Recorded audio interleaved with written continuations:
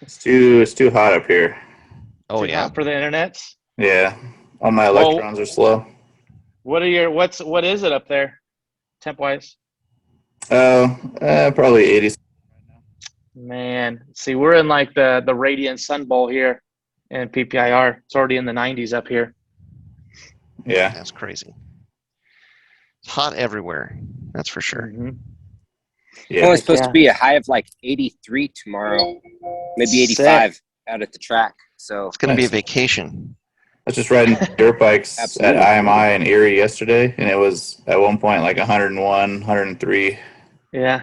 Damn. Too hot. Were you wearing a singlet? Oh yeah. Out It was like a Borat thing, you know. Oh yeah. Could you imagine that like dirt line that you'd have on your body? That would be just crispy, dude. Oh, No, dude. no good. Can you imagine that sunburn? Yeah. Oh man. It's all right. No good. Mhm. All right. Are you guys all ready? Tasso, you're all fired up, coffeed up, ready to jump into this? I'm fired up. You're fired up? All right. Nice. All right. Well, all right. So let's start this. So this is Flatirons Syndicate episode number 34. I just put up 33 yesterday and realized I called it 32. So we've got 2 episode 32s and we're just jumping right to 34. Heck yeah. Science. That's right. That's the new math. That's how we're doing it. Uh-huh. And as we're recording this, we're recording this actually the weekend before race week for Pikes Peak. So there's about to be a flurry of activity over the next week. So you're seeing this before all of the madness that is about to transpire, and then I don't know what the next one's going to look like. Yeah, I just don't know. We'll see if we all make it to the next podcast, honestly. So, well, and I don't know. Well, what did you guys have anything that you wanted to talk about, or any topics, or what do you think? I can tell you about the time I met Cletus McFarland. Yeah. I was actually just noticing, Tasso, that we're both wearing the same hat, but only one of us has our image mirrored. It's like, here's my left hand. Is your left hand on the other side? That's left. That's so I don't know why. I was just playing with it this morning in the settings, and I see that our hats are mirrored. Weird. Yeah, it's funny. Anyway, sorry. Yeah, Random. that's all normal view, I guess. Random all space cadet stuff. No, I'm mirrored, huh? Yeah. I mean, your left hand was on the right side of my screen. Well, That's right. it's on the right side of my screen too. Oh man. All right, How do so I we figured know out- that what's left to you Is is it what's left stage to me? left? This is what we're Everyone talking hold up about. their left So I hand. think your own feed is mirrored. Yes, I think you're Yes. seeing yourself mirrored, but everybody else is not seeing it mirrored. Yeah. I'm on the That's- right side. Oh man, this is really confusing. Man, this just got really like cerebral all of a Hey, sudden. you know what else? If you're listening to this in podcast form, it's going to make no sense. No sense. No sense. actually, if you're watching this, it's going to make no sense, and that's okay too. That's true. Oh, man. Sorry. I mean, random tangent. No, it's good. Well, one of the thoughts that I had for a topic, so we just tested the Pikes Peak car for the first time for this season, 2021. And DSX, you were actually up there with Scotty to do the test, and that's the first time that you have been up on the mountain for any of the No, stuff it's to not. do with the Pikes Peak. He was up there last year for practice also. You're up there for practice last year? Yep. I didn't see you. The one day of practice, not the race week. Just the first day we had a practice where I think we went nuclear, aluminum meltdowns. Right. Yes, converted from water-cooled to air-cooled spontaneously. Right. Yes. Well, okay. So I just was wanting to talk about what you guys thought from testing, like what you guys saw, what you thought about it. So I was really impressed with how well the car held up. Like literally no issues. I don't know. I talked about all kinds of crazy stuff, and people can talk about going fast or going slow and who's doing what. I mean, you're literally in the presence of some super wild cars. Yeah. But what was super cool about your guys' car is that literally you could compile like an internet list like you guys already do, with your water pump kit and your timing belt kit and your bumper install kit. You could have like a add to cart, Flatirons tuning, hill climb car kit. Like literally almost everything with the exception of like that cage chassis is like available on the website. So it was super cool to see how well Scott was doing with literally like a full bolt-on off-the-shelf car. Sure. Like, I think that's sick. It's like, for me, I think that was like kind of like I think like the coolest thing to be in awe of, Yeah, I mean, the biggest variable, I think, has been the dry sump, not from the standpoint of the pump itself, but getting it to actually work the way that we need it to work. But, I mean, I'm scared to even say this out loud before race week.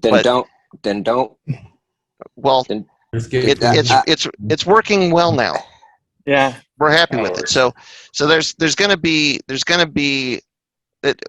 I mean, I've got some documentation up about how we've got to the point where we're at currently, and then the plan is once we get through race week to come back and do kind of like that third installment of like, all right, here is now what our results are with the current configuration of the dry sump.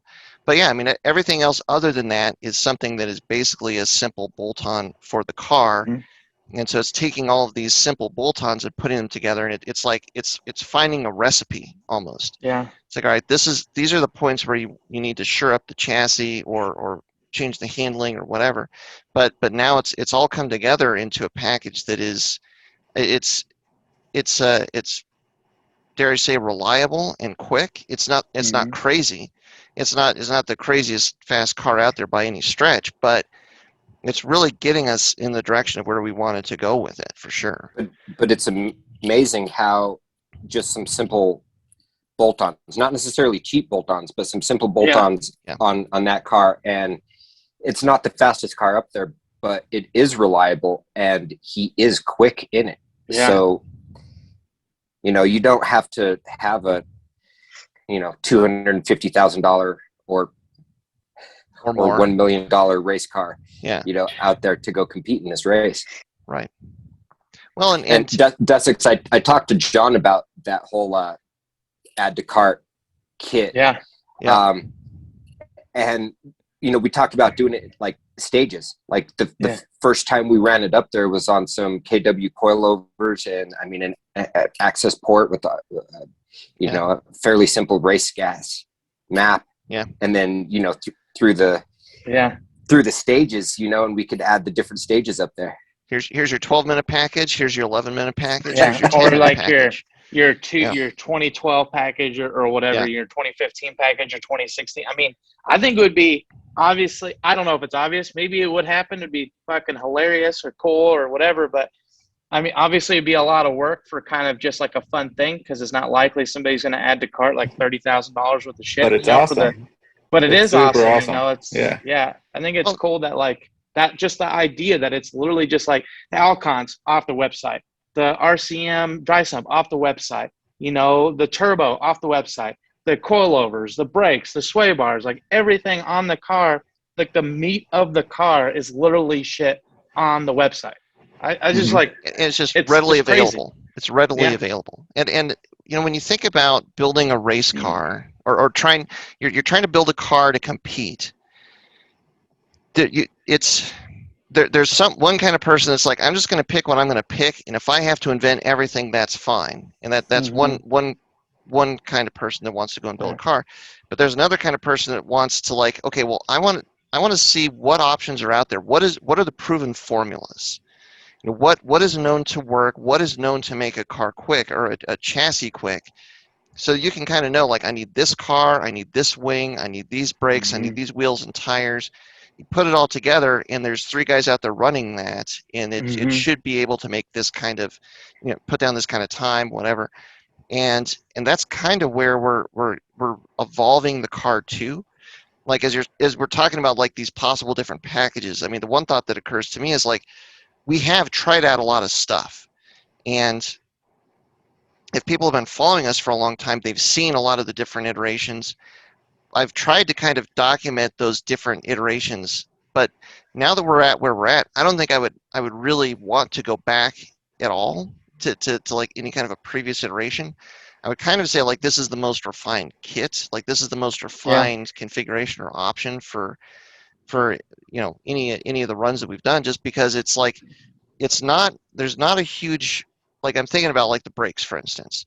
We started off with a really simple upgrade that should have been, like what we kind of learned in spades with the first set of brakes was there's a real difference between a street caliper and a racing caliper. And if you really track a street caliper, you can run into some interesting problems. And on that one, specifically, we were getting them so hot that we were actually getting the pistons to seize in the caliper body. So the brakes were locking up. We ended up having two different sets of calipers, sent one out to get rebuilt, and then once we seized up the second set, we didn't even put the other set on. We just moved on to another option. But then it's like then we tried the stop tacks, and now we're at the Alcons, and each one of those has been a really big step up and a big improvement in performance. Like the rear brakes, I remember that first year we were playing around with the stock '08 rear calipers and like, okay, what kind of pads can we throw in these? Oh, there's 3 options because this is a really weird pad. You have like no choices, and there's just like nothing there to choose from. And then we really learned in spades that like with a really tiny caliper and rotor, it doesn't matter how crazy you go with the brake pad, it's just not going to make enough of a difference to really improve the performance. And so like rears. not with the weight of that car anyway. Yeah. You take a Miata or something like that running this stock calipers and it works just fine, but this pig, it definitely needs some stoppers on it. Well, and it's like you really realize the difference of how far can you go with just a pad compound change versus increasing the rotor size and the caliper size and the the surface area of the pad. We really went through all of those iterations to get to the point we're at now, but like we really saw what the differences in those kind of changes is, like how much of an improvement there is in each step. So it's something we talked about, and I've actually been thinking like maybe I'll try and put a blog together like, well, here's where we're at now, like because people are asking like, well, what is this, what is that, how, all right, well here it is, let's just put it down, and then from going forward, like if we change anything big to next year, then we'll have more of a record of it. I mean, eventually the car is going to get outside of the scope maybe like your available bolt-ons. I mean, there is still like a custom element to the car, like, but it's not super crazy yet. There isn't like, it's not like a $2,500 rear diffuser, AJ Hartman diffuser that you have to wait on or anything. Like, I mean, it's still like the car is still simple in that regard. And I don't know, it's kind of almost like, it's almost kind of like dreamy, like kind of like, I don't know, kind of, it's fun, like it's cool that it is that, it's cool that it's on the stock block or on a stock block. And I mean, it's cool that it is in that, at that spot, still. When you look at these cars that are like, I mean, literally, like example, like take Beamer World's E36. All right, cool. You can buy an E36. All right. And then they've got a twin turbo V8 and it's like, all right, well, you can go buy the twin turbo V8, from a BMW. It's like, all right, then it's like a custom built motor. It's like, all right, well, you can't buy that. And then, they got Garrett's. Like, okay, cool, you can buy the Garrett's. And then it's custom Aero, like you've never seen before. It's like, all right, well, I can't do that. And then it's a custom transaxle, crazy. Like, well, you can't really buy that. And, and so you just like, it's kind of wild to see, just how extreme these builds are, and then it's easy to like, just look at the numbers like, yeah, but, Scott didn't go as fast as the 1200 horsepower, sequential transaxle, V8 swapped E36 with crazy Aero. I'm like, well, yeah, of course he didn't. Right. But he's gone pretty damn fast for, a stock block off the shelf car, that was put together by a couple jamokes, Yeah, he could commute in his car still if he wanted to. Yeah, I mean, it would suck to get out of it, but but it's got wipers, and glass, and I mean, I don't know, it's just like only front glass. Cool. Well, but all the windows work. Yeah, and they're powered. And they're powered. Yeah. Yeah. Yeah, it's pretty wild, man. Yeah, it is. Yeah, I mean, it's like we've been talking about that, and it frames the build in a different way. It's like in a lot of ways, our race car is a lot different than a lot of the other race cars that are competing because it is still so close to the roots of what it was on the showroom floor, and it's attainable. It's something where like now knowing where we've come and like if again like if we had this list and it's like, well, there's really nothing to stop you from just adding this relatively smallest of parts, honestly, to a stock vehicle, and then you would have exactly what we have. I think you should for sure put it up. Yeah, I mean, I Might as know it well. would take some time and stuff, but it's probably a novelty thing more than anything. But But it's I think awesome.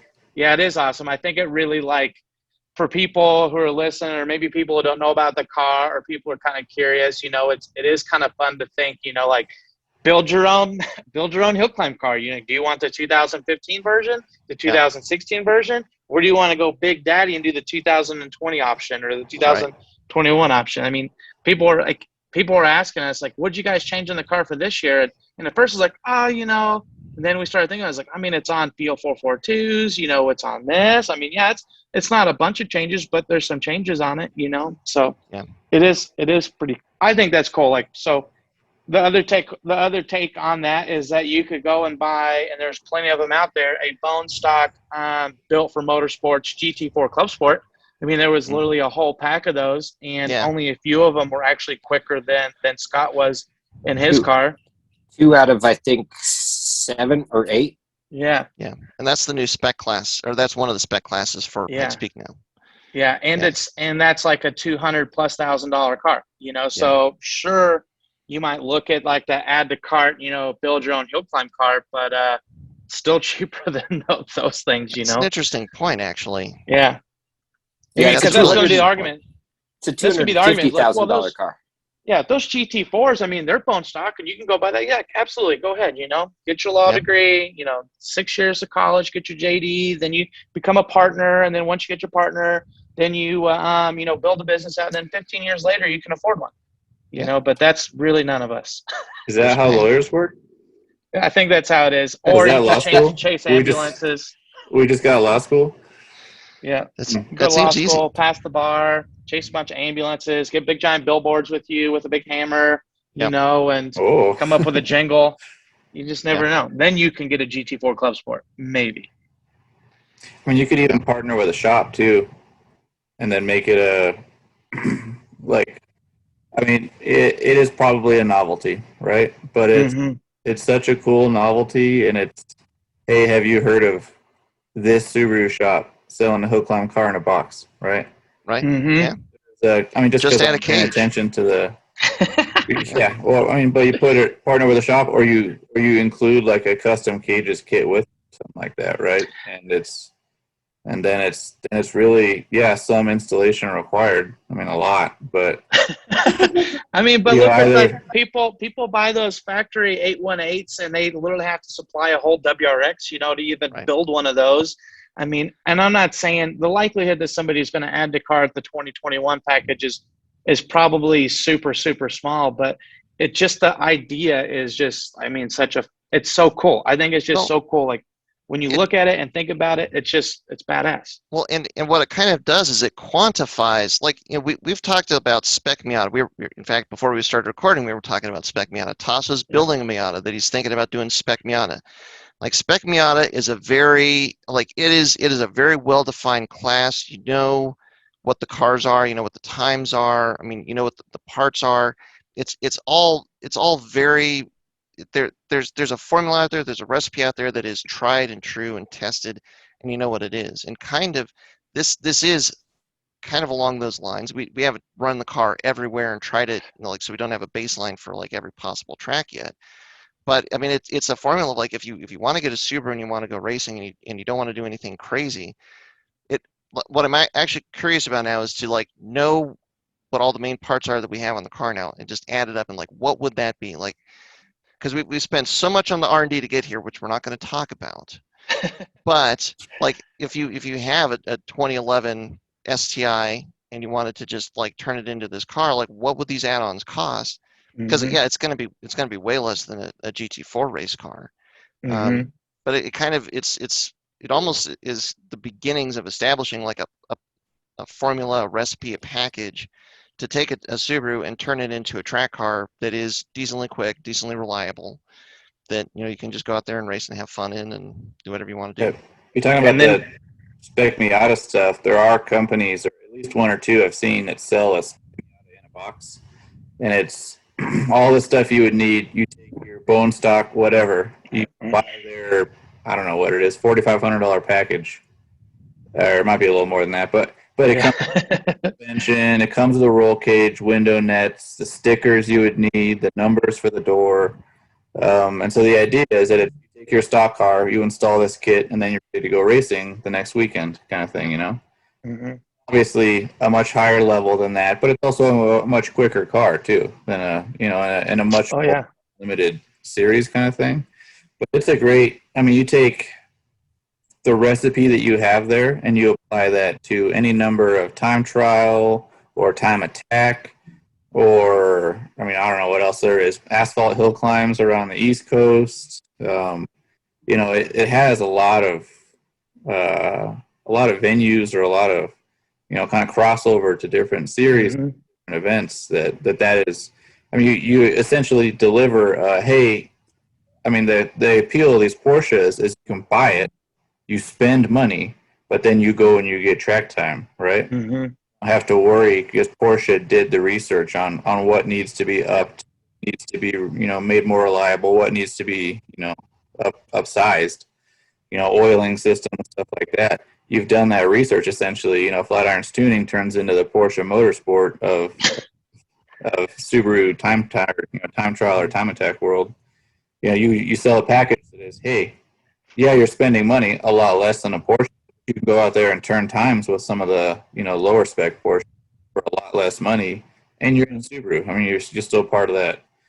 Yeah. I mean, the crowd is whatever they are, right? But the Subaru world is still a big community, right? It's still approachable. It still goes to cars and coffee and stuff like that. So it's and like to your point, Tasso, like I think all of us here that are part of this.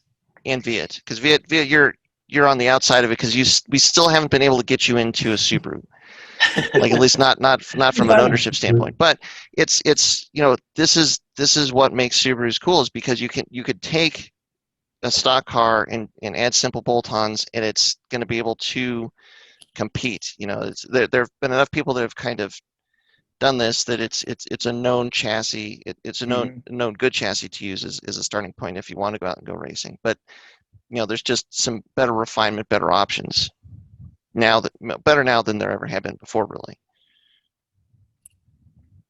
Well, so maybe the other wonder I had is let's talk about hill climbs in general, and maybe Tasso, you can speak to this too, the mentality of a hill climb versus a lot of other races, because there's something about a hill climb that I think it would fall under the category of go big or go home.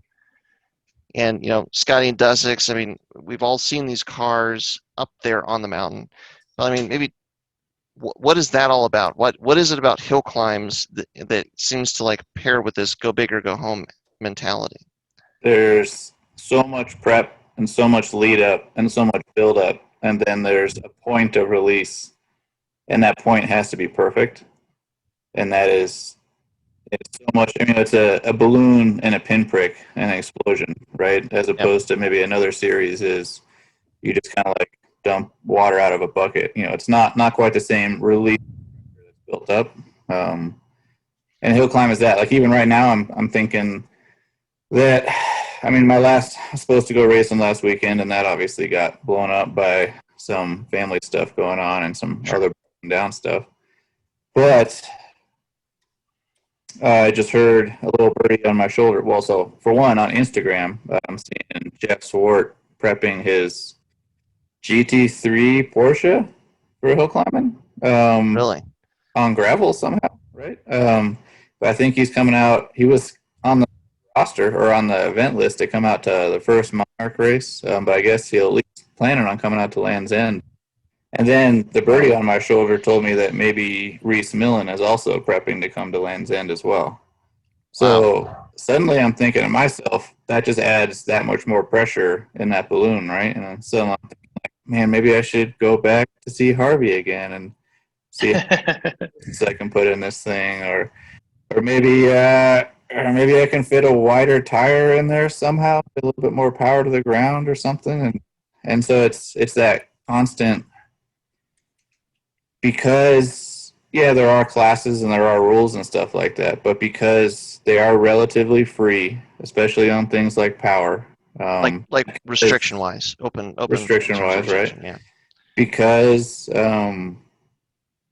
it's such a the event itself, the track itself is very specific. I mean, I know you time attack guys are in the same boat where it's you only have what's an average course 2 miles long, right? You only have miles, 2.5 miles, whatever. You have 2.5 minutes, 2 minutes worth of perfection that you're looking for, and you spend months working on that 2 minutes of perfection, right? And so it's Do you think it's because, kind of like what you're saying, these are the hill climb?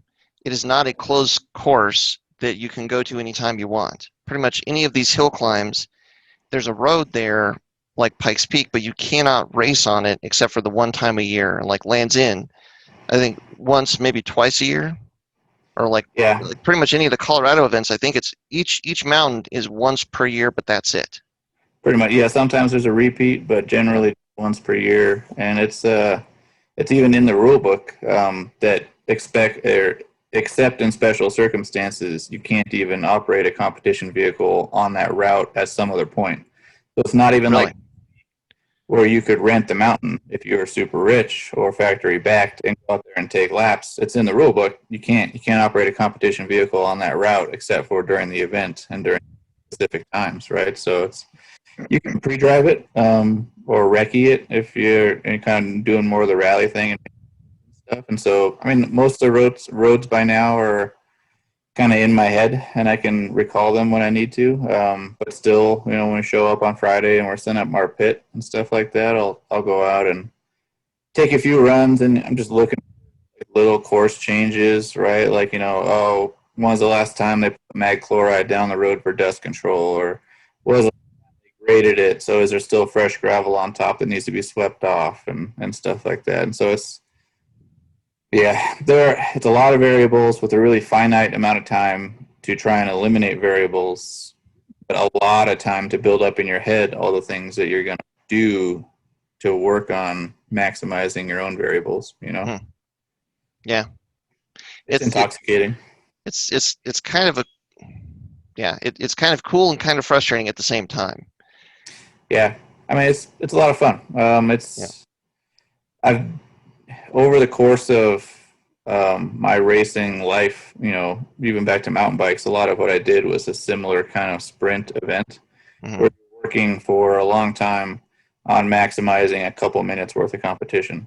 And so I don't know if it's something I've always kind of defaulted towards or what, but it's fun. It really isn't. I mean, rally itself is its own thing, right? It's an endurance event.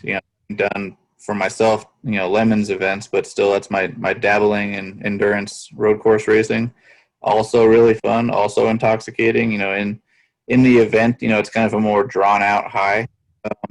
Because you're taking 2 days or whatever it is of kind of that mindset. But there's something about like the that pinpoint explosion, for lack of a better, that is hill climbing or a sprint event that is, I think, really interesting. Yeah. Well, and it's going uphill, and like power, the rule set is largely open, especially like if you want to go into some of the unlimited classes. You don't have any, there's no cap. Like with rally, they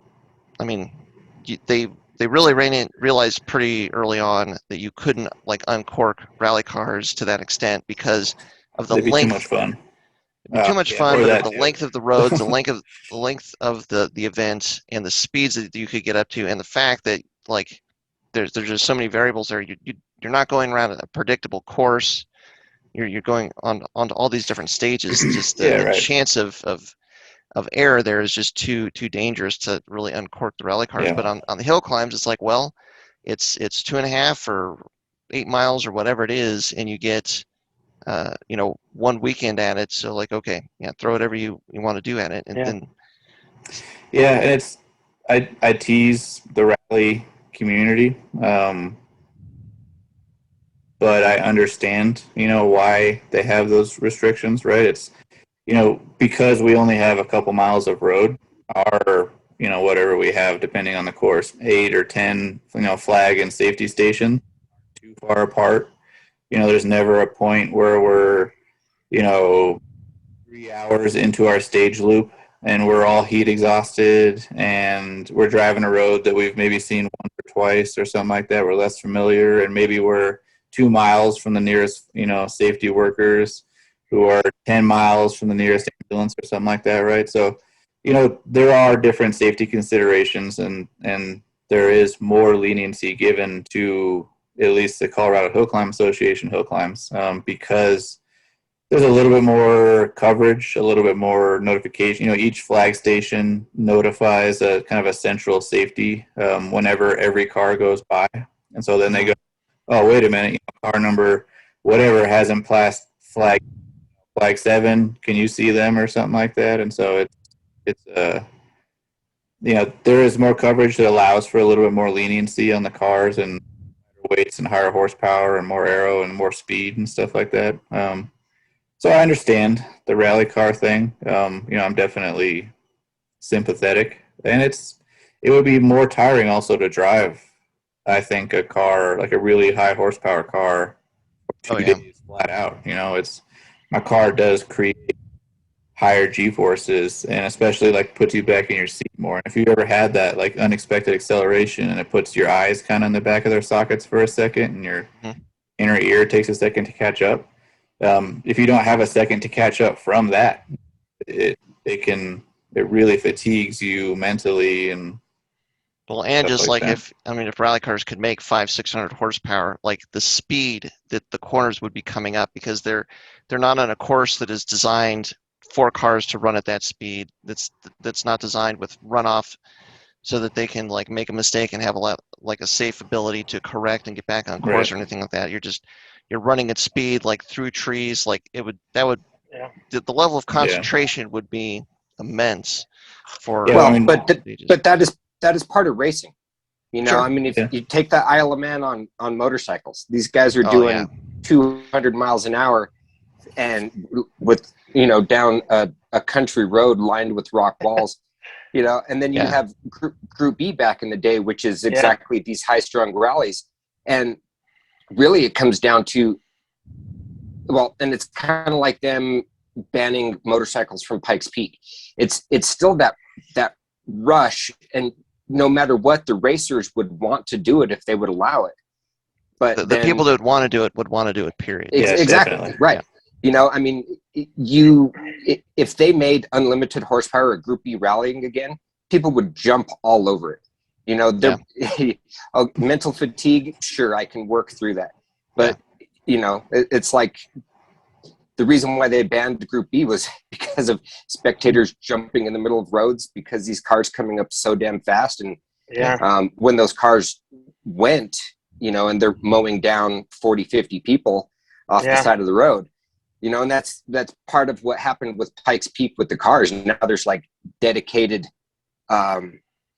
spectator spots, observation areas, like so, and they're all in safe spots so that when a car goes off, it's not going to catch somebody. And that was what was that 2011 when Sebastian Loeb was running and some spectator just ran across like right in front of his car, almost completely got taken out. I think it was like 13, 13, 14, something like that. Yeah. It was that was a heck of a bummer. And it's one of those things where like he set the record. He was with Red Bull, so they had all the cameras on the card, so you can clearly see that. And it's like, man, that's when you see something like that, it's like, all right, there needs to be a change made. It's just not safe. In rallying in the U.S. has designated spectator areas too right now.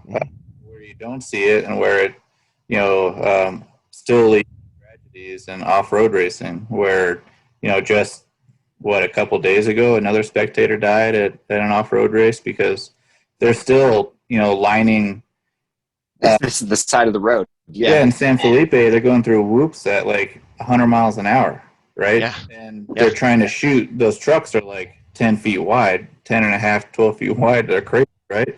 And they're shooting through a 10-foot wide corridor of people.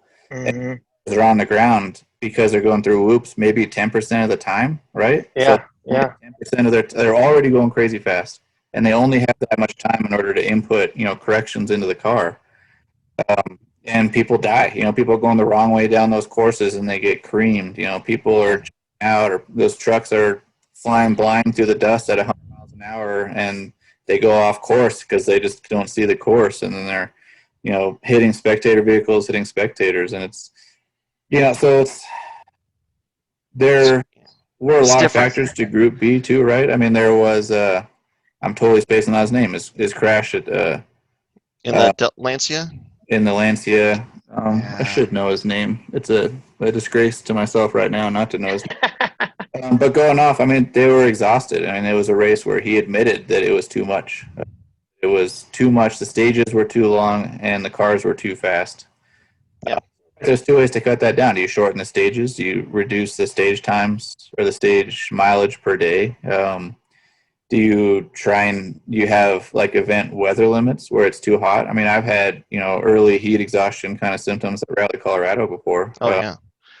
And admittedly, I don't give myself any allowances for driver comfort. I don't have driver vents or cool suit or any of those things that any reasonable person would have. But nonetheless, is there more than one way to go about it? Yes. Is controlling the minimum weight and the maximum horsepower of cars kind of the most universal and easily enforced way to do it that doesn't cut down on, competitor satisfaction? Maybe, right? If you cut down stage miles, they couldn't reduce the entry fees, right? So then you're because it just costs a lot to put on an event, so you're paying the same and getting less stage miles. Competitors will be mad about that, but there's a lot of forms of motorsports that have top end power restrictions. You can take global rallycross cars, right, or FIA rallycross cars, and they have restrictors too. They're much bigger, right? Yeah. And the cars can be lighter and they have more aerodynamics and stuff. They're much more unrestricted, but they still are restricted, and that's a lot of balance of power stuff. A lot of series is, even at the really high level, try and balance power. So well, I mean, like with the new WRC rally cars, I'm sure most of those, even with restricted power, are faster than the old Group E cars. Period. True. Just because the way that technology has come along with suspension and aerodynamics and that sort of stuff. Traction control too. Traction control. There you go. Mm-hmm. So, but other stuff has changed too for the cars. I think they're a lot easier to drive at that speed than a Group E. And I have never driven either a Group E car or a current WRC. So don't blast me for saying that it's easy. It's not easy. Whatever. I get it. Everything at the top level is really hard. But I would argue that there have been leaps and bounds in terms of suspension and not only damping technology, but also chassis lightness. technology. What's that? Chassis technology, like the chassis are so much better than chassis balance. You look at a lot of the Group E cars; they're driving around so sideways because they have to, right? The Scandinavian flick came into existence because those cars wouldn't turn. Even as of it was the Ford Focus era, Colin McRae. He was doing a ride along with some newscaster, and he talks about how the Scandinavian flick used to be, or the pendulum turn used to be, a bigger deal when the cars didn't handle as well. And he's not even talking about Group B. He's talking about Group A Subarus, right? Like right. And so, maybe the newer generation WRC cars are easier to drive really fast, and the safety is leaps and bounds. Look at this. Oh yeah. Actually enforced. Yeah. Well, so you don't have cardboard cages anymore to save weight. Have things like X-ray cage, like wall tube thickness and stuff like that. But you look at the side impact protection on a WRC car, it's almost all collapsible foam between their head and the window. Like there's a foot and a half, because those drivers are so close to the center of the car. There's an extensive amount of energy absorbing material between them and any potential tree or whatever, so And the cage safety of the technology is cars. better. The design of cages is way better. There's actually like stress like analysis done to the design of the cages and the materials used versus like way back in the day is just like, engineers taking a slide ruler and going like, yeah, maybe it's better. I don't know. Yeah, Put a bar there. right. Why not? Yeah, there's just been so many advancements for sure. Yeah, but you can see that in Ryan's Super Taiku cage. Yeah. from back in the day, just like, hey, we'll just throw some bars in here, call it good. Yeah. Yeah, I mean, Man, my main hoop is floating. It's not even attached to the floor of the car. That's a super no-no. Yeah. Yep. Yeah. Yeah, Hank, don't listen to this. Ignore that. Ignore that, yes. Yeah. Well, I mean, it's so let's all over motorsports. Safety has gotten so much better, but I'm sorry, I know I interrupted you, but just what I thought is still in my head. It's so much cheaper in our series that, maybe a global rallycross car is restricted, still makes more, like, I don't know, probably twice the power that I make. But, I bet I spend 20 to 100 times less on my motor than those guys do. So it's, it makes it really a lot more affordable for the grassroots dirtbags like me just to have unrestricted. I mean, so a guy with factory power could come in, or a factory backing could come in and probably in the rally class make 1,200 horsepower in the Colorado Hill Climbs, right? Unrestricted 2.65 liter displacement limit. Other than that, I mean, look at what Pastrana's what Pastrana's current car's making, like that car. Dude, I mean, it's somewhere between 600 and like 900 horsepower, depending on what they're trying to do with it. And I hear that poke those guys to tell them to come out and hill climb it, and I think they misunderstood me, and they thought that asphalt hill climbs are just as cool, and they're not. So you guys need to comment on Subaru Motorsports' page and be like, no, we didn't mean asphalt, we meant gravel, because Arrow, think about how cool that car would look sideways on a gravel corner, right? Aren't they going to do Mount Washington with it? Yeah, Mount Washington's partial. It's partial, right? Yeah. Do they still have a little bit up top? Yeah. Of gravel. I think top third is gravel. Yeah. Still not enough. Maybe it's half. I don't know. Still not enough. Yeah, maybe it could be 100%, right? We don't have to compromise in this case. True. I mean, that car that's kind of an interesting example of like what they've done, like with no restrictions, with still a 4-cylinder Subaru engine. It's a billet heads even, and just, I mean, everything in that car is like completely insane. And none of it is anything that you can just push and add to car. Yeah. and that's what pisses me off so much about that car, is that they built this car. It's super cool, but it's all completely unobtainable. Yeah. It's like Subaru Motorsports USA, Vermont Sports Car. I hope you hear this, but man, share the love. Pass some of that stuff on. Make it some of it available to the actual public, because we're out here building Subaru Motorsports cars also. It'd be cool to have some of it available. Oh, they'll let you have that blue silicone coupler that they use with those shitty little worm clamps. Those are available. Yeah. I think those are literally hiding something, because I see it in those stupid Hoonigan videos. There's something underneath there that they don't want people to see, and it's literally like, I think they're just trolling the whole internet with that stupid coupler. Could be. There's no way that thing's holding and making that much power with that stupid coupler and that stupid clamps. There's like no way. Or is it just like a why fix what doesn't need? I mean, you could make a more expensive one, but if that one works, there's no way. Well, and you don't even know, because this is you're talking about the Hoonigan walk around video, right? Yeah, I mean they do. So they're doing that the flying finish right now, where they're doing like that drag race with a jump at the end. Okay. And they open the hood up every single time, and they talk about it every single time. And every single time I see that coupler with the and it's all saggy and doesn't fit really nice and tight on the inlet hose, and it's got like worm clamps on the top of it. I was like, there's just like no way that is it. That it's got to be hiding something. Like it was on the production one, like the initial pictures. Yeah. The internet blew up about it, and Subaru's like, what would be really funny? What if we left that on there the whole time and just had the internet freaking out the whole time? Yeah. The Vermont Sports Car is a little bit known to be purposefully mysterious and hide stuff. So, well, it's like, on one hand, I totally get it. Like, I mean, that's kind of race team 101. Like, I mean, if you figured something out, if you've got something that you've done that gives you an advantage, you don't want to make it clear what that is, because you don't want any of your competitors to be able to do the same thing. So, like, two sides to that too, though. Like, I do a lot of thing. Like, I'll put random shit on my car that probably doesn't do anything, but it makes someone think, oh, I wonder what he's thinking by that. And if I can have you doubting your own finish before we even take a green flag, then it's a big advantage for me. So. Sure. Look how scummy people are, though. Like, Rob Dahm openly admitted that he basically took pictures of the Unicorn and, like, by pixel measured all the suspension from Instagram photos that he imported in his computer to try and copy the suspension on the car. I'm like, I mean, if people are going to go through that much effort, then you probably do have to.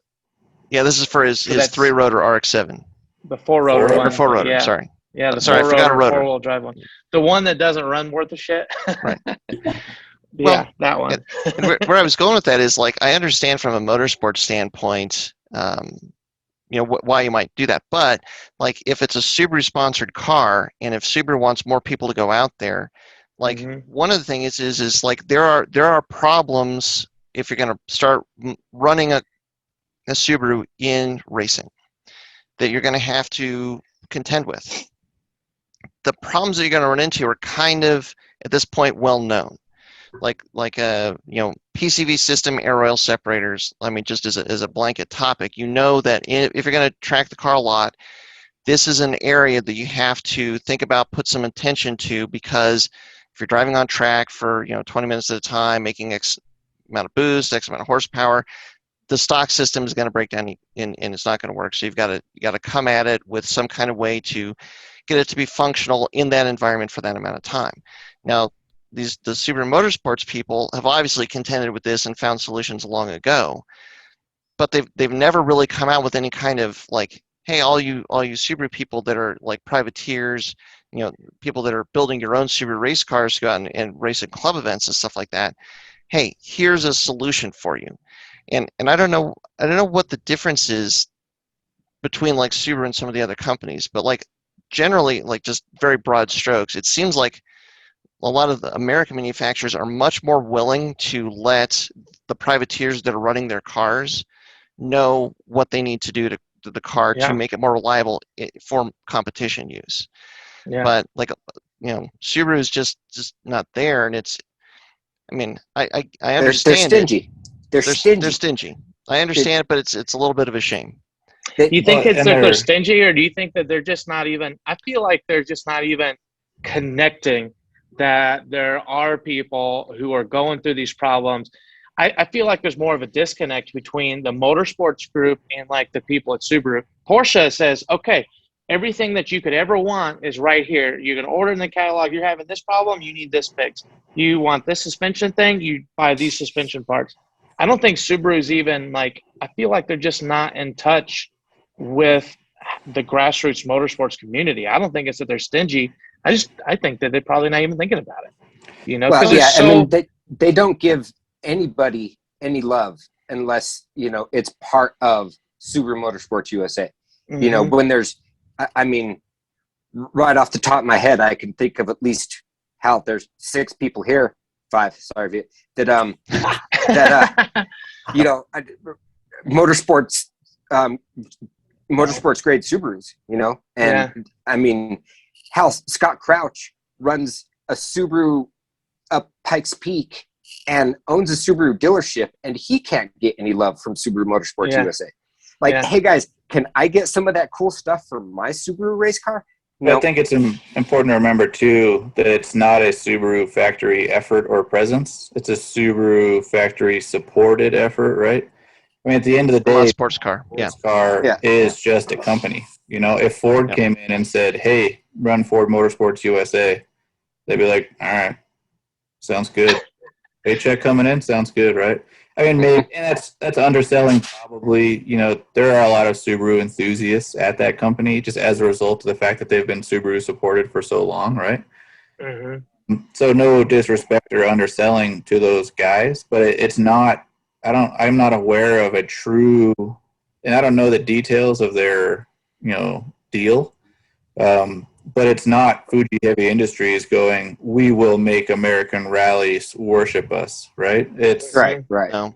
Yeah. and I don't know, even the WRC era was kind of a fringe portion of Subaru, right? It's not their primary market. Even within the enthusiast community, motorsports is probably not their primary driver. It's Sure, but that the tuner scene and mean stuff, right? You shouldn't support the people that are. Like Right. We are Subaru fanatics, and we will back Subarus, and we will race Subarus, and it would just be cool for a little bit of kickdown. That's all I'm saying. Like even the STI catalog. There's parts from the STI catalog. Subaru Technica International, that's their race division, and you can't even get some of those parts. Yeah, there's a lot of stuff that is available to basically the racing community in Japan and in Europe that they literally put up a blockade, and we cannot get it here in the U.S. At least not through Subaru. Yeah. I mean, I think it shows a lot of how a company views its market, and maybe not where its heart is at, but where its accountants say that their heart should be at. Offer from a factory-supported aftermarket, right? So where, Mazda Motorsports, from Mazda Direct, you get, upgraded motor mounts. You get, all sorts of stuff like that. Subaru is selling you keychains and shift knobs, right? Because that's their market research has told them is worth the investment in, right? I think it's just dollars. Yeah. Well, and I think the other part of it too is like Honda. So Honda, they have HRD, Honda Racing and Development, that is based here in the U.S. They like Subaru, they have plants here in the U.S. that are building cars, but they have a part of that, I don't know, Honda mechanism that is kind of built around racing, and they're generally speaking, well, no, it's totally fair to say they're more present in racing than Subaru. Subaru is very present in some small parts of racing.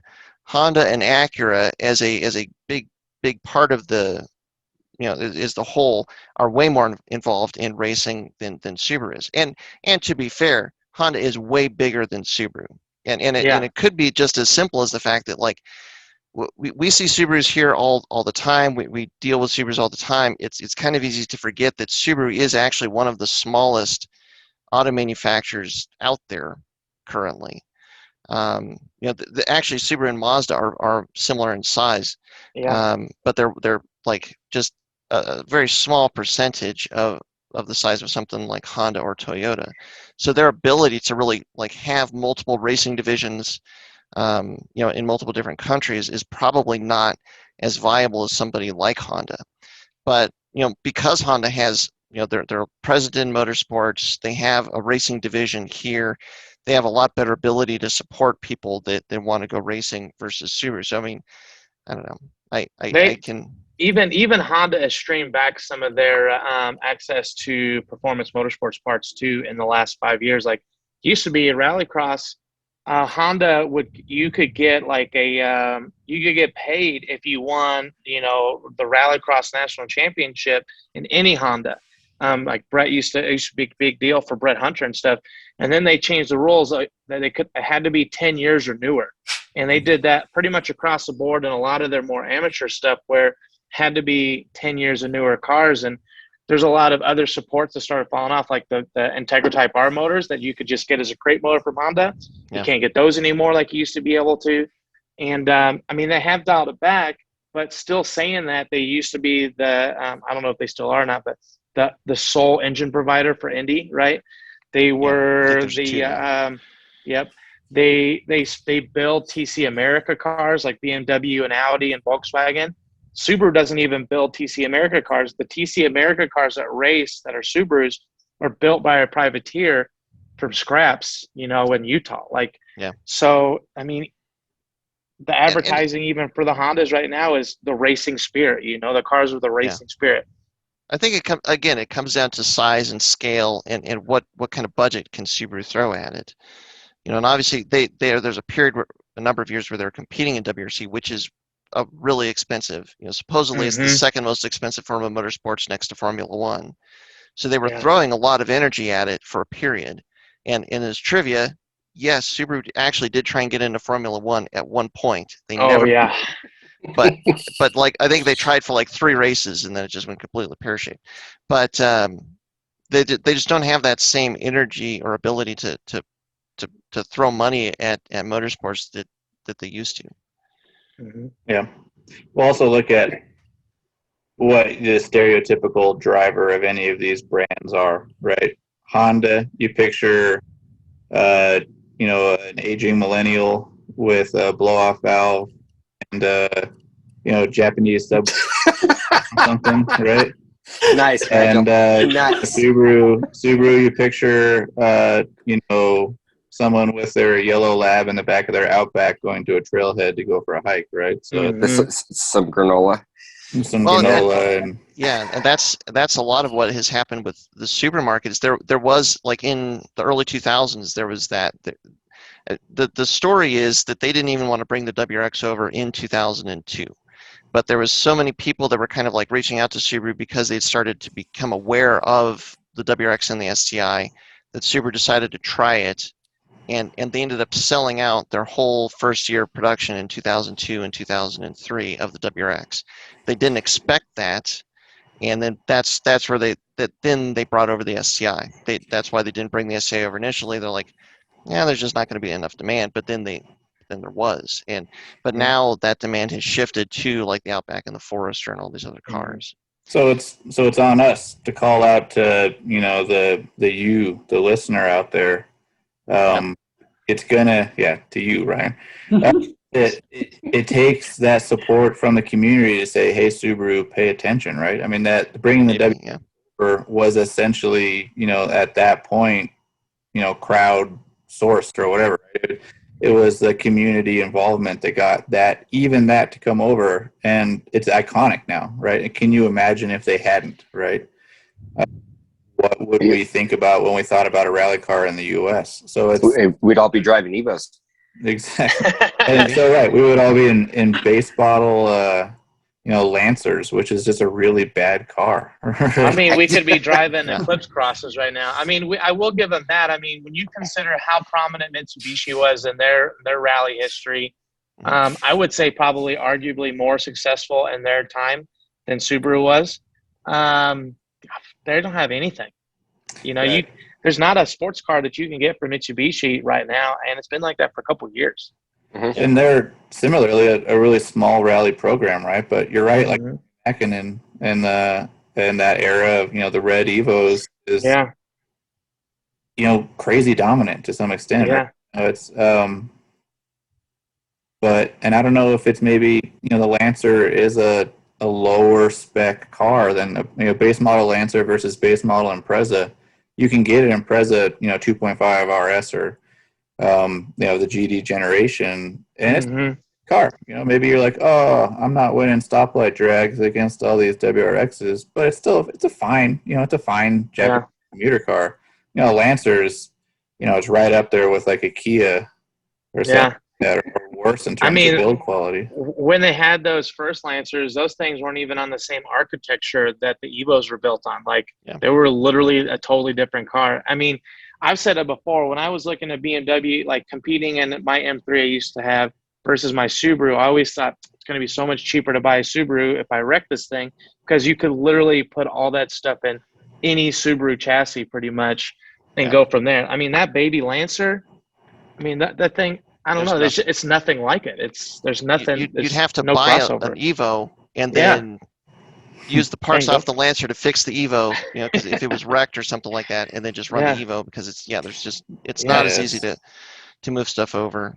Yeah. And well, and I mean, to be fair too, from an engine standpoint and stuff, Subarus, man, if you've only played with Subarus and you've not priced out engines and heads and all the stuff from any other manufacturer, you don't know how good we have it in the Subaru world because everything is so inexpensive and just so interchangeable. I mean, Yeah. I'll give away a secret here at the end that, probably who knows how many people will listen to the end, but I mean, even Fiat's leaving. But You can't deal with this. I really think that one of the secret pieces of the puzzle for a I don't know if- successful platform. I don't know if we lost Ryan. Sorry, I don't know if we lost Ryan, but that freeze frame is pretty cool. That's right. He, It's good. he looks so confused. He's pretty concerned. That's what it is. Yeah, right. But oh God, it's gonna die. Oh, Ryan, no. But one of the secrets for a good platform is interchangeability of parts. Like being able to take this engine and this transmission from these two different platforms and put it into an older chassis. The fact that you can swap an engine and a transmission from an STI from 2021 pretty easily all the way back to 1993 almost no other manufacturer has that kind of commonality and fitment, but having that interchangeability of parts is kind of one of the cores of what makes Subaru such an appealing brand to get into and to modify, because you've got, if you really wanted to, if somebody handed you the keys to a wrecked 2021 STI and you've got a 93 Impreza, you can take most of that stuff and put it right into that 93, and then damn near everything except the suspension. The rear The suspension. CAN bus. Yeah. Oh, it's wiring harness. CAN bus nightmare. Yeah. But yeah, it's a good point. It's that interchangeability and the availability of all these different options. The fact that you could put an STI engine into a WRX, or heck, even put the WRX heads on an STI engine, because they're basically the same architecture, the same fitment, just different design slightly. That's pretty crazy. I guess Honda is similar to it as well, but I think you could probably argue that that's also one of the reasons why Hondas, even still to this point, are so popular, because the platforms are so modular. You can look at all of the different engine options, and people are figuring out different crazy combinations to take a K series and put this head on this block, and holy crap, you can make 300 horsepower naturally aspirated almost easy with the K series. I'd say the Hondas are even harder. I'd say Hondas are harder because things that had D series need B series mounts for B series, and things that have B series need K series for K series mounts. And BMW and Porsche are two other manufacturers who, any 911 can accept almost any 911 part, and almost any of the inline 6-cylinder BMWs accept almost in chassis wise. But other than that, there's not a lot of it, I was just sitting here thinking, for my own, I try not to make this too laborious or whatever, but it's a 04 WRX, essentially at 04 to 07 block. A lot of aftermarket stuff, but from an STI in my car, and 03 STI transmission and rear def, 08 plus STI intercooler, 04 STI steering rack. I've got front axles from an Outback. I have heads from a Legacy GT. There's so much random stuff going on, but it all works. And it all works, right? It all fits together, and it's it's awesome. And you know what those pieces are. You know how to put that puzzle together, and you can improve at each puzzle piece. You can make it better, faster. Yeah, and all these parts fit together. There are adapter axles and stuff out there. I don't have any of that stuff, right? There's no funny adapters going on or weird shit like that. This is all just stuff that I put together because, that's what was available, right? Yeah. The front axles have a higher average diameter, I found, than even WRX axles from the same era, and so I didn't have to run adapter axles or something like that. I just have Outback axles, right? Yeah. It's crazy. Yeah. And that's what makes it a fun platform. And that's, to the Hondas, that's what makes Hondas cool too, is you've got all of these options versus Mitsubishi, you have you have this narrow range. I think there was a, what was it? Gosh, I can't remember the other upsized Mitsubishi that had a 2.3 liter engine or 2.4 liter that you could swap the block in with an Evo, but that was about it. There just wasn't as much out there to pull from to try and improve the car. I mean, that Lancer 10, the Rally Art Lancer 10, has got as much in common with the SRT4 caliper as it does with the Evo. You know, it's like it's in one of those weird spots. Same brake pads? I don't know about that. Probably.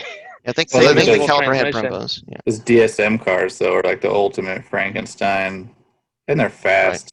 Right. That's a whole other Those can of days. worms, though. Yes. Those days, yeah. Man.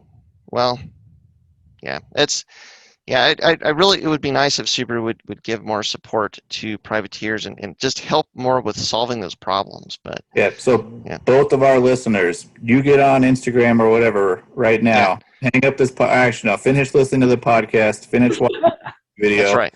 Like, comment, subscribe, share, comment, follow, and then go to Subaru and say, "Hey, look here, boyo. Yeah. Here, kiddos. You need Help to go out the privateers. You need to go support some privateers, all right? So, That's right. Privateers is cool and all, but come on." Yes. Yeah. Well, I mean, hopefully they will, and I mean, my concern. And boy, it's really at the end of the podcast, so I'll just throw this out there. I don't know if you guys want to talk about it, but my concern is that everything is shifting so aggressively towards the electric market that manufacturers' desire to even try and continue to develop, ICE engine parts, I think, is really starting to wane. So it really could be down to like almost the enthusiast and heck vintage market to continue solving all this stuff. Yeah, pretty soon we're just going to be supplying vintage car parts. Yeah, we're going to be we're going to be competing in our Subarus with at Rocky Mountain Vintage Races. A whole new time trials. That's right. What's the threshold for RMVR? Is it 25 years? Yeah, I think so. It's 35. 35? Darn it. Oh. Another decade. Dang. Okay. I thought I was really out of touch with what's cool these days. Yeah. I mean, my car is 17 years old, right? Yeah. Tow it with an 18-year-old pickup. And You just got to add them up, dude. Yeah, and you're still car class. Still way newer. You still have a new car smell compared to those RMVR guys. Yeah. Oh, they got to smell all right. Oh man, it's because Tasso doesn't have any of the cool suit stuff. Yeah. Oh, I got my own smell. Don't worry about it. All right. He doesn't. All right, all right. Well, I think we've had a really good conversation. And we're rolling into about an hour, so that's probably as good a place to wrap up as anything. Man, yeah. And so, like I said at the beginning, next week is Pikes Peak. A lot of racing going on. Scotty's heading to High Plains. So is Dussex. Things are happening. Who knows what the next podcast will be? You might see a lot of crazy looks on the next one if you're watching this. So, I guess this is a good place to end as anyways. I'll say thank you again very much for listening and sticking around to the end for both of you that have come to this point. Thanks for listening and stay tuned for the next one. Yeah. All right. Thanks, guys.